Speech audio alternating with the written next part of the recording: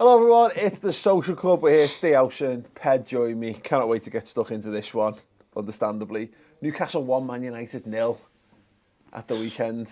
Yeah, why are we still talking about that? It was ages ago.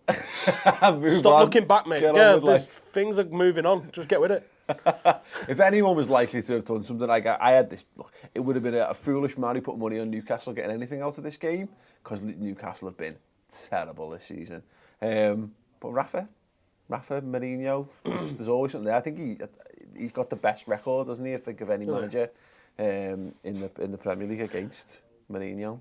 I thought Jonjo Shelvey was excellent. No one's ever said those words out loud either. Right, Not even this twice I've seen Jonjo Shelvey have a good game, both against United, but one was against. He was like, I mean, how old is he now? I don't even know how old he is. Probably mid-20s at this point. Maybe. He was an overage player. I think he was playing against our 18s or 21s, and he was an overage player. It was already first team at Liverpool at the time. I think he was coming back from injury.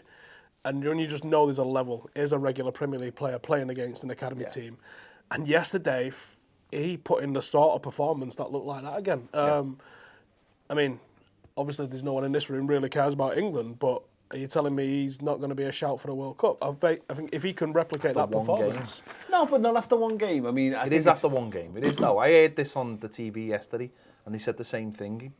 That's the problem with Jonjo Shelvey, isn't it? Everyone knows he's got the talent, but he does it once in a blue moon. That's not... But let's see him in a decent team. There's enough friendlies coming up. Throw him in one of them and find out, rather than just picking the same old, I don't think that's what makes a footballer. You see how I deflected from the game now, though? Well, you did really well, to be honest. Can I ask you a question on Mourinho? Do any of Mourinho's players suit Mourinho? Has anybody he has bought at Manchester United suit Jose Mourinho? Because I'm starting to think that none of them suit his actual style. He likes players who are combative. He likes a centre forward who's just going to trudge around all game and get in defenders' faces. He likes defenders who are leaders. And I honestly just don't see that at anyone at Man United. He bought? And yeah, he has bought them. That's what I don't quite understand about Mourinho, is that... Well, it's two, isn't it? Because there was a lot of criticism for Smalling and Jones. And it's not like... And this is a man... Look... I don't know why we keep lumping them in together. They're individuals, and I think they need to be treated as individuals. Because I think Phil Jones, there's a cracking player... Got like the defensive libero role for Chris Smalling. There's a cracking player in Phil Jones, but I think he needs a leader alongside him. Yeah. Someone that's just constantly keeping him in check and can tell him what to do. Or even like a character. No, you're right. Funny enough, we've just been having a discussion about this, about every good centre-back partnership. There needs to be a leader and someone who just a doer, right? Like, And that's exactly what I think. Rio and Vidic You're suffering from. I think that's what Chelsea is suffering from. That's what Liverpool have suffered from for so long. Yeah. I think that's why Man City, when they have company in the side, it just looks so much better. Whether he's a better defender than other players, that doesn't matter. He is a leader and an organiser, and I think that's one of the big problems. And that's one of the things that's one of the key things in defending. Isn't I don't understand why he hasn't gone and when he went to Chelsea, his first buy was Mint. Absolutely mint. One of his first things was to do that, bring a leader in. Well, you wouldn't have said the defence was an issue for Man United. No, but I think that's it's not, it's just a leadership thing.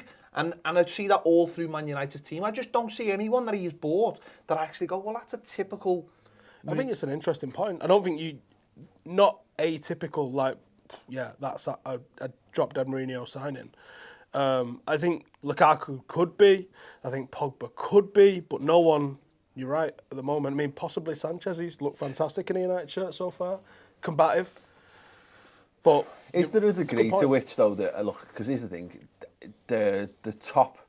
The race for second, the second trophy race has never been more exciting than it is right now. Haven't you? Absolutely, 100%. Fair play. Listen, we're going to have to. Like I invented seventh. Yeah, exactly. Seventh, the top seven, the big seven. Can get Europa seventh? It might do, yeah. Funny enough. I'm not being funny, right? If we finish seventh, the Premier League is dead. Dead. Honestly. You're only a couple of points off. With 2 points, if we don't finish seventh, it's been yeah. Imagine you finishing after all. The Premier League will be dead. Go and have your European Super League. But is there a degree to which, particularly after the Newcastle result, that we do this? We fall into this trap, don't we, of it being the latest crisis club, as it were. United have lost 2 of the last 3. One of them to Spurs, who were a very, very good side. And Newcastle defended for their lives. The goalkeeper, he had an excellent game. an He had a amazing fantastic game. So, is the big United? If Marshall comfortably takes second, but they're still second. If Marshall takes half of the chances he had that were on target, it's a different result. I think we did create the chances, we didn't finish the chances. I think people are being a little harsh on Sanchez. Yes, when you freeze it and look at it, you go, that's an open net. But when you play it, you go, he's not got So his I body saw behind the picture doing the rounds of the open net before I actually watched the game back itself. And I wasn't sure whether the chance that I was like, is that the chance where it's an open net? Because it's nowhere near as cut and dry as it's being made. It's not like he's ran onto it. He's got to come around it was like Pogba's dab in the week, wasn't it? Yeah. Everyone's seen the picture and sort of goes mental over it. Yeah. There are other factors. It was like my involved. picture of Jordan Henderson pointing to Roberto for me. Of course, very much. I mean, that literally created that goal. Absolutely. He might have been able to finish it with another technique. He might have been able to back heel it maybe, or something along those lines. Maybe it was a poor decision at the time. I'm not going to tell Alexis Sanchez how to finish a chance. I'm not going to do that. It may have been. One thing with Mourinho, I just don't think he likes being in second place at this stage of the season. Mourinho, as always, I think, like to start seasons fast and almost finish them slow. It'll curtail off around January. Well, this is how he won the last league. Yeah, and that's what he'll. Chelsea. I don't think he likes chasing a team at this stage of the season because it's weird. Because we're not going to really call this a chase. No one's chasing. No, but no one's chasing. City, in his head, he'll still. I don't think he's wrote. I think he had the press conference last week and he hadn't wrote it off. He can't come out publicly and we're tossing the league off and going for the Champions League. The thing come out today, wasn't it? That depending on how results go, they could win it at United. Oh, shut up! Who cares? Oh, right, okay. So you sorry, just go on. So do you honestly say you don't care? You would be fine with City potentially having a guard of honour? They might sell it out then. Who cares? Listen, the winner at Goodison. There's nothing more certain in the world. Everyone wins. You're thinking United are going to win the next 5 games. That's taking all sorts of. I love that, but I'm not having. I don't care. I'm not having that for a single second. Bollocks. Total bollocks. Let me ask you a question. Right? Go on. If it's down to the day and a Man City fan comes up to you and says, I will give you $5,000 for your ticket, would you take it? I don't believe in touting. You didn't? No, I never. I was at Leicester. I was at Leicester. I was at Goodison when Man United got it, and I was at Arsenal when they bleed. I've seen 3 teams lift the fucking Premier League and not my own. Oh, there you go. My ticket in the Etihad is not going to be filled by a blue regardless, is it? Just saying. Well, I'm not being funny. When I was at Leicester, at the end of the game, it was like that scene in Game of Thrones with all the masks come on. It was like, they all just appeared from nowhere. I was like, what? Where did you all come from? It was mad. Suddenly all these gold faces just appeared. If they win it, they've got to win it. They win it, don't they? I guess it's a little sweeter for them if they win it playing against us, but ultimately, winning it's the achievement. Last question then, and I'll come to the people watching at home on this first. Are Man United still in the box seat? I know they are right here, right now, but are they still, in your opinion, the favourites to finish second in the Premier League this season? Yes, because that's their blip. You think so? I think that was their blip, and now they'll have the running and should pick up enough points. But he's got to get sorted who his dominant players are. Does he? I would drop Lukaku and play Sanchez through the middle. No, I would. Just for a couple of games. I think sometimes Lukaku needs that. I think he does. His movement's been fantastic. I think he's not finding the score sheet. And here's the thing about Lukaku at the moment. He's taking like 1 shot a game. You ain't scoring on 1 shot a game. Yeah. No one's scoring. What else? Well, go on, stop avoiding the question. I'm not avoiding the question. I think what he's doing is a lot of work in and around the box and outside the box. And I think the reason for that is because his confidence is down.